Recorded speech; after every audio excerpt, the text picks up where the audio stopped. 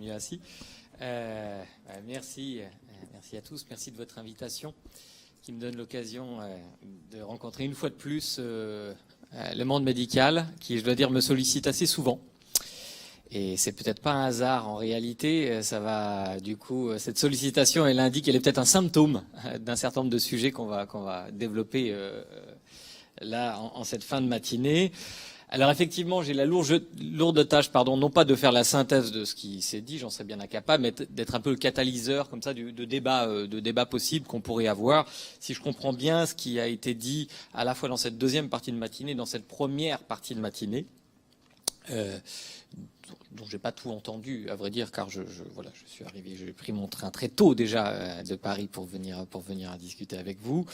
Mais grosso modo, le sujet qui nous intéresse ce matin, c'est un sujet assez spéculatif. Il s'agit de voir comment finalement les interactions entre l'offre de médecine et la demande de médecine pourraient évoluer. Il y a une dimension spéculative là-dedans, mais cette spéculation, on le voit bien, elle s'est faite ce matin sur la base de données, notamment concernant l'offre de médecine en Alsace et je dirais l'offre quantitative. D'un autre côté, on a eu des données aussi, grâce à Monsieur Van Lonnep, sur les évolutions possibles de la demande quantitative de soins, de demande médicale en général. Alors évidemment, c'est déjà, et on va rester dans ces hypothèses-là, ce sont des projections linéaires, hein, vous ne me détromperez pas. Il y a d'autres types d'hypothèses qu'on ne va pas envisager, enfin on peut les envisager si ça vous amuse, mais il y a au moins deux autres types d'hypothèses. Là, on est dans des projections linéaires où, par exemple, on peut sans doute estimer que aux alentours, disons, de 2030, il y aura 5 millions en plus de personnes ayant plus de 60 ans, et 12 millions de plus de 75 ans en 2060. Enfin là, on est dans des projections assez lointaines. Et évidemment, cette modification quantitative des classes d'âge doit sans doute avoir un impact sur la demande de médecine, c'est évident. Mais bon, quel impact, c'est encore difficile de le dire, car ça dépend, il a été dit aussi tout à l'heure, de la façon que les gens auront de vieillir, c'est-à-dire en bonne santé, pas en bonne santé, dépendant, pas dépendant. Et vous savez qu'en septembre, on a débattu à l'Assemblée nationale d'un projet de loi sur le vieillissement qui était présenté par la secrétaire d'État Laurence Rossignol, et qui couvre un certain nombre de ces aspects, d'autres aspects qui vous intéressent moins, mais aussi des aspects d'ordre médicaux. Alors, je disais qu'il y a deux autres hypothèses, je vais quand même les évoquer très rapidement si vous avez envie d'en débattre. Il y a une hypothèse très pessimiste, donc qui est une progression non linéaire de cette espérance de vie, qui pourrait décroître, par exemple, si on en croit les défenseurs de l'heuristique de la peur. Et qu'il y a tout un discours, dont je ne sais pas si on peut dire qu'il est minoritaire aujourd'hui, mais on y reviendra, qui attire l'attention de l'opinion publique sur un certain nombre de risques sanitaires, de diffusion de molécules, par exemple. C'est notamment une phobie liée à la chimie. Il y a un récent livre qui vient de sortir, dont le titre est très évocateur, qui s'appelle « Tous empoisonnés », etc. Bon. Alors, on pourra discuter de ces éléments qui se répandent dans l'opinion publique, et on en a un certain nombre de traces statistiques que je pourrais évoquer, et qui est un des enjeux de l'interaction, à mon avis, qui va se nouer entre l'offre de demande et la demande, entre l'offre, de médicale et la demande médicale. Et il y a une autre prédiction qui, elle, est non linéaire aussi, et qui est beaucoup plus optimiste, et qui a été évoquée aussi tout à l'heure dans les exposés, qui est celle qu'on pourrait dire, par exemple, du transhumanisme. Vous avez peut-être entendu parler de ça, et qui parie sur une très forte augmentation, une augmentation géométrique de l'espérance de vie, donc non prévisible aujourd'hui, grâce à toutes sortes, disons, d'avancées médicales, que ce soit les nanotechnologies utilisées dans le cadre médical, ou je sais pas, la biologie de synthèse, etc., etc. Ce sont là dans des projections un peu fictionnelles. Vous savez, il y en a même qui proposent, qui imaginent qu'on pourra un jour télécharger la conscience. On est là dans un domaine hautement spéculatif. Donc, si ça vous dérange pas, on va essayer de raisonner plutôt avec des hypothèses linéaires, qui me semblent plus réalistes, et qui sont celles sur lesquelles on s'est fondé en fait dans nos débats dans cette matinée.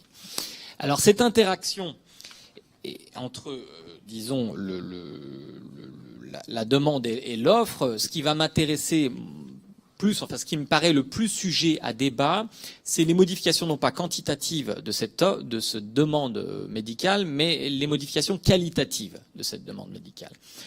Pendant un certain temps, il a été dit notamment par M. Mermet qu'il y avait une dissymétrie. D'ailleurs, dans tous les aspects de notre société, il y avait une forme de respect pour toutes sortes d'autorités.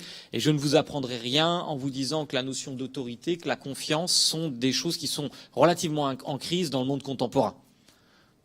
Le pire exemple étant l'opinion que nos concitoyens ont des hommes politiques, puisque étude après étude, on s'aperçoit qu'à peu près 80% de nos concitoyens pensent que les hommes politiques sont globalement corrompus. Ce qui est considérable, évidemment.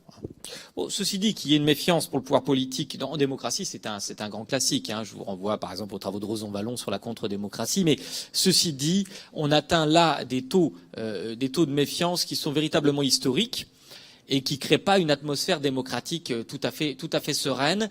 Et c'est pas tout à fait un hors-sujet si j'évoque cela, c'est parce que les sujets de la méfiance sont en fait tout à fait connectés. Et que cette méfiance, vous pourriez bien avoir à négocier avec elle, en quelque sorte, dans l'exercice de votre pratique professionnelle, et sans doute même que les choses ont déjà commencé. Alors j'ai une nature plutôt optimiste et je me réjouis de l'optimisme, plutôt du ton relativement optimiste que j'ai entendu précédemment, mais je vais me faire l'avocat du diable, justement pour éventuellement susciter le débat, en étant peut-être un peu moins optimiste que ce qu'on a proposé dans cette matinée. Effectivement, ce que je crois qui va marquer fortement vos exercices professionnels, qui marque déjà votre exercice professionnel, c'est effectivement cette diminution, cet affaiblissement de la dissymétrie entre l'autorité, par exemple, du médecin et du patient. On a parlé de consommateurs tout à l'heure, ou de patients proactifs, qui viennent déjà, vous l'aurez remarqué, dans un certain nombre de cas informés, qui viennent déjà armés d'un pré-diagnostic concernant leurs soucis de santé.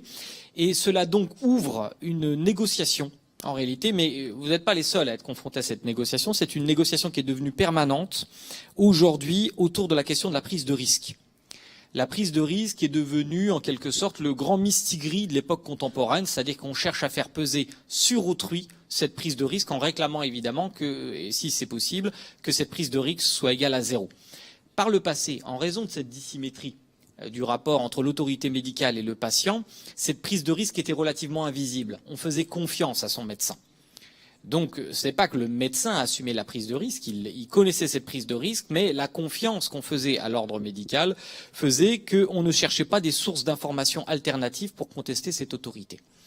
Aujourd'hui, et il a été dit tout à l'heure, et c'est tout à fait vrai aussi, vous êtes dans une position tout à fait privilégiée par rapport à cette crise de la confiance en tant que médecin, surtout les médecins généralistes, mais aussi en tant que médecin praticien, parce que vous êtes confronté, je dirais, charnellement avec vos patients.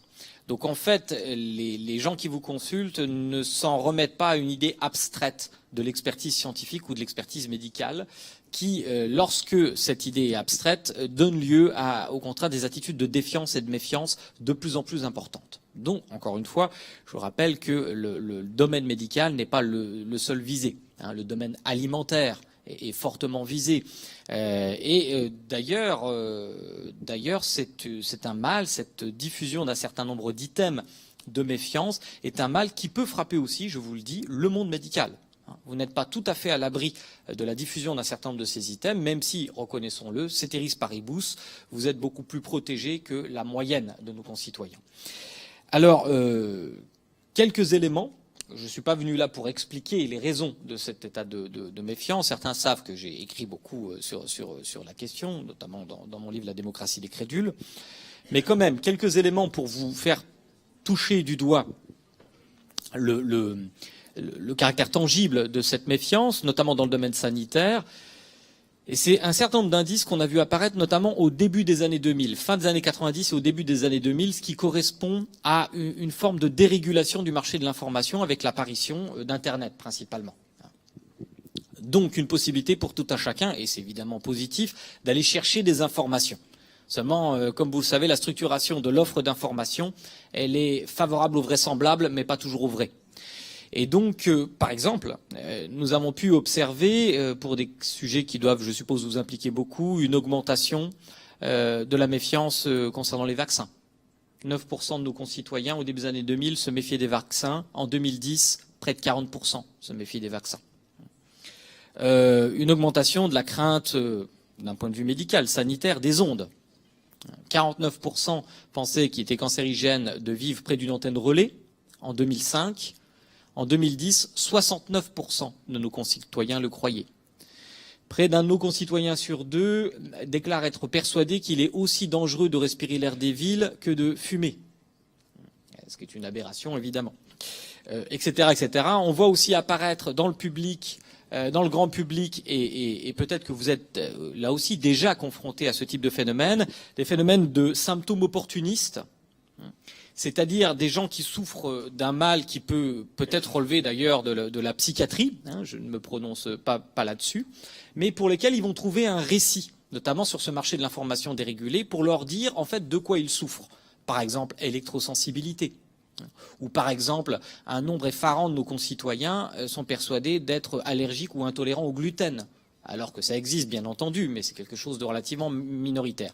Tout cela sont les conséquences de la dérégulation du marché de l'information et de la structuration du marché de l'information, où, il faut bien le dire, un certain nombre de militants et de croyants réussissent à instaurer, pour des raisons que je n'aurai pas le temps d'expliquer ici, sauf si vous me posez la question, ils réussissent à instaurer des oligopoles cognitifs, c'est-à-dire des situations de domination sur le marché, de sorte que nos concitoyens indécis qui vont chercher des informations vont être prioritairement, disons, exposés comme dans un supermarché à des informations qui sont relativement frelatées du point de vue de l'orthodoxie de la science, qui peuvent se révéler vraies, puisque la science, dans son orthodoxie, n'a pas toujours raison dans l'histoire, mais en toute rationalité, peut-être que tant qu'à puiser dans une urne au hasard, mieux vaut peut-être puiser dans une urne où il y a un certain nombre d'études qui ont été faites pour, disons, converger soit vers une inquiétude, soit au contraire vers une plus grande confiance.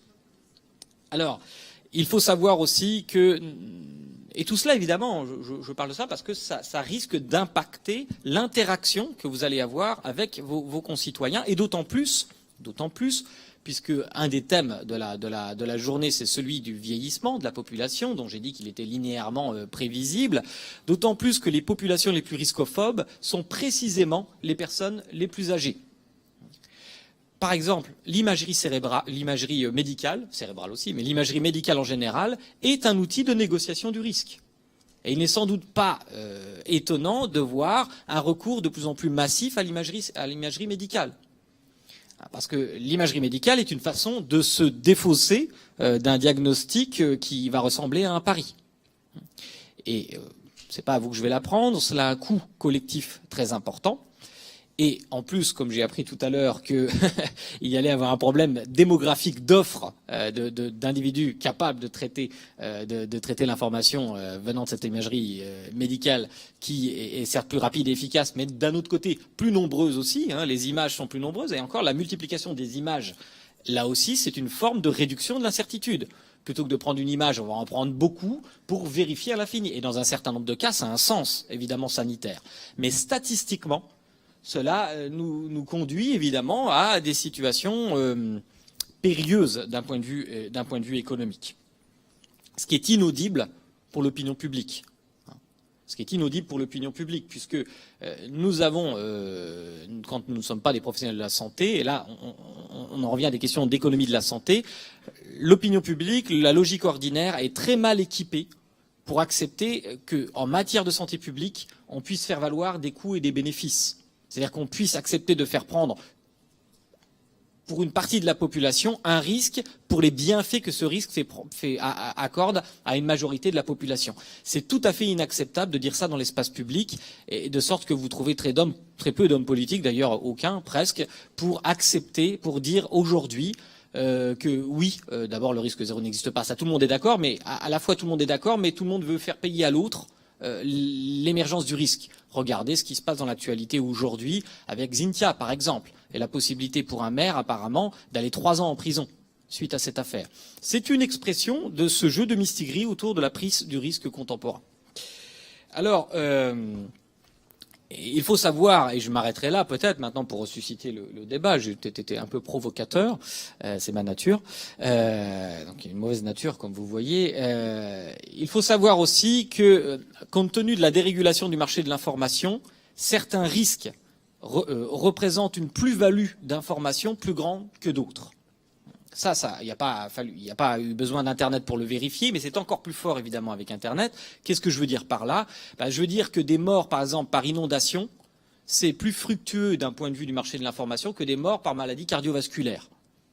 Vous n'avez jamais entendu le journal de 20 heures qui s'ouvre tous les soirs en disant bon, aujourd'hui 150 morts ou 200, je sais pas, ou 15 morts par maladie cardiovasculaire. Non, 5 morts par inondation, oui. Donc il ne faut pas du tout s'étonner que mes collègues et moi-même constations que certains risques soient extrêmement surestimés. Par exemple, le risque d'inondation est multiplié par 10. Alors que d'autres risques qui ont un réel impact sanitaire sont très sous-estimés. Comme par exemple les maladies cardiovasculaires qui sont divisées par 10, elles. Donc vous voyez qu'il y a une balance totalement inéquitable dans la perception des risques. Regardez par exemple la focalisation, c'est un sujet intéressant, mais la focalisation quand même très grande sur Ebola. Exemple, je ne dis pas qu'il n'y a pas de risque, etc. Quoique j'ai cru comprendre que le risque d'épidémie en France est quand même très très limité. Bon, alors qu'il y a des risques sanitaires beaucoup plus importants. Donc tout se passe comme si, en fait, notre opinion publique et donc vos patients étaient, comment dirais-je, je ne vais pas utiliser le terme de mouton que vous avez utilisé tout à l'heure, mais disons, étaient orientés, allez, pour être gentil, étaient orientés vers un certain nombre de risques qui ne sont pas totalement fantasmés. Certains sont fantasmés, d'autres ne sont pas fantasmés, mais qui ne font pas honneur à l'intérêt général, d'une façon, voilà. Et donc, vous allez probablement être confronté à ces questions. Et pour finir un peu, ce que je voulais vous dire aussi, c'est que les patients vieillissants auxquels vous aurez affaire, ils sont de plus en plus nombreux. Ces patients, encore aujourd'hui, alors ont déjà un peu recours à la technologie Internet, etc. Mais les prochaines générations qui vont venir, elles auront de plus en plus recours. Ce seront pas encore les native digital, mais presque, quoi. Donc, ce qui est encore un peu exceptionnel peut-être dans les classes d'âge les plus avancées, c'est-à-dire aller chercher des contre-diagnostics ou des diagnostics alternatifs sur Doctissimo, etc., c'est quelque chose qui va se répandre. Il faut savoir aussi, le site Doctissimo est sans doute bien fait, je n'ai pas les compétences pour le dire, je pense qu'il est plutôt bien fait, mais le problème, c'est que là aussi, vous avez un mode d'expression sur ce genre de site qui n'est pas du tout représentatif de la réalité diagnostique. Pourquoi? Parce que si vous avez un mal de tête et que ce mal de tête se termine en réalité, s'avère être une tumeur du cerveau, vous serez beaucoup plus, vous aurez beaucoup plus envie d'aller donner votre témoignage que si vous avez un mal de tête et que ça disparaît en prenant une aspirine. Donc vous allez avoir une surreprésentation de la dangerosité d'un certain nombre de symptômes sur ce type de site. Et vous allez, de fait, avoir mécaniquement une diffusion de l'angoisse. Moi, j'ai fait le test, j'ai tapé rougeur, par exemple, et immédiatement, vous arrivez à soit cancer, soit maladie cardiovasculaire, etc., en 1 ou 2 intermédiaires. C'est possible qu'une rougeur soit effectivement un symptôme d'un problème cardiovasculaire. Je parle sous votre contrôle. Mais toutes les routes mènent à Rome, dans ce cas de figure, évidemment, et n'importe quel symptôme peut être annonciateur des maladies les plus graves, je présume. Alors, vous voyez, il y a là un entonnoir de traitement de l'information qui n'est pas du tout favorable à une forme de sérénité mentale concernant les problèmes de santé. Un autre point qui doit évidemment vous alerter, qui vous a sans doute alerté déjà, même si ça relève plutôt de la sociologie juridique, vous savez que nous rentrons dans des sociétés où le recours à la pénalisation est de plus en plus important. Et vous allez peut-être, en tant que praticien, ou peut-être l'êtes-vous déjà, être confronté à ce type de choses. Et ce recours juridique face à votre exercice n'est rien d'autre qu'encore une fois une expression d'une nouvelle négociation de qui va prendre le risque et qui doit être puni en cas de prise de risque. Ce qui va développer, je suppose, des logiques assurantielles dans lesquelles vous êtes peut-être déjà, ça c'est à vous de me le dire, mais dont on peut prévoir qu'elles vont être assez augmentées dans les générations futures ou dans les années futures. Voilà. Et il a été dit aussi tout à l'heure, et je m'arrêterai vraiment là-dessus, que ces populations qui nous intéressent, c'est-à-dire les populations vieillissantes, elles ont aussi cette caractéristique de prendre plus de médicaments que les autres. c'est assez logique, et notamment on a parlé de 7 molécules tout à l'heure. Vous avez dit, monsieur, que en moyenne, les personnes vieillissantes prennent 7 molécules. Je rappelle que sont généralement les classes d'âge les plus riscophobes. Je rappelle qu'en même temps se développe une chimie, je sais pas comment l'appeler, une chimiophobie, un discours d'heuristique de la peur permanent aujourd'hui sur les perturbateurs endocriniens, avec peut-être des changements de paradigme en toxicologie sur le fait qu'il y ait sur un certain nombre de produits plus de relations linéaires entre la dose et l'effet. En tout cas, ce sont des choses qui sont extrêmement activées par ceux qui pratiquent l'heuristique de la peur, l'effet cocktail, etc. On peut faire dire tout et n'importe quoi aujourd'hui. À plus, avec la plus grande performance de la détection des molécules, si on prenait les molécules qu'il y a dans cette salle, je suis sûr qu'on trouverait des molécules de cyanure, ou je ne sais quoi, et j'espère quand même qu'on va sortir vivant de la salle. Voilà. Merci.